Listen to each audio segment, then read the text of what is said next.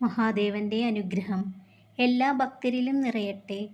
ഭക്തരെ, പ്രയാസങ്ങൾ നേരിടുന്ന സമയം ദുഃഖം പങ്കുവയ്ക്കാൻ ആരുമില്ല എന്ന സത്യം തിരിച്ചറിയുമ്പോഴാണ് ജീവിതത്തിൽ നിങ്ങൾ കരുത്തുള്ളവരായി മാറുന്നത്. ആദ്യം അത് നിങ്ങളെ വിഷമിപ്പിക്കും, എങ്കിലും ക്രമേണ നിങ്ങൾ ശക്തരാകും. എല്ലാ കാലവും നിങ്ങൾക്ക് മറ്റുള്ളവരെ സന്തോഷിപ്പിച്ചും തൃപ്തിപ്പെടുത്തിയും ജീവിക്കാൻ കഴിയില്ല. അതുകൊണ്ട് നിങ്ങളെപ്പോഴും നിങ്ങളായി ജീവിക്കുക. ഭക്തരെ, അസൂയയും സ്വാർത്ഥതയുമുള്ള മനുഷ്യരോട് നിങ്ങളുടെ സന്തോഷവും സങ്കടവും പങ്കുവയ്ക്കരുത്.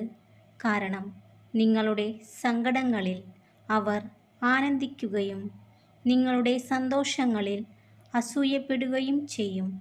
ഇത് രണ്ടും നിങ്ങളുടെ ജീവിതത്തെ നെഗറ്റീവായി ബാധിക്കും. സാന്നിധ്യമായാലും സംസാരമായാലും ആവശ്യമുള്ളയിടത്തും ആവശ്യപ്പെടുന്നയിടത്തും മാത്രം കൊടുക്കുക.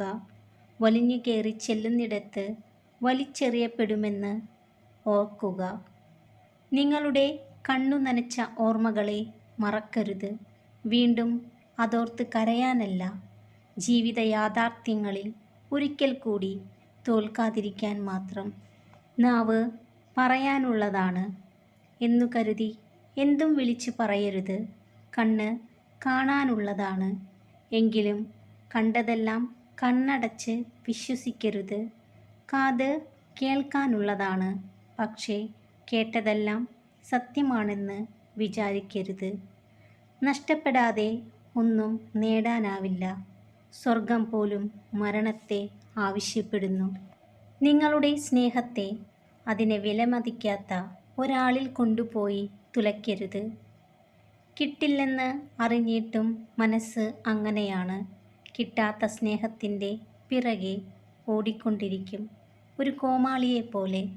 ദീർഘവീക്ഷണവും ശുഭാപ്തി വിശ്വാസവും ക്ഷമയുമുള്ള ആളുകൾക്ക് പ്രതിസന്ധി ഘട്ടങ്ങളിൽ പക്വതയോടെ തീരുമാനങ്ങൾ എടുക്കുവാനും പ്രശ്നങ്ങളെ അതിജീവിക്കുവാനും സാധിക്കും.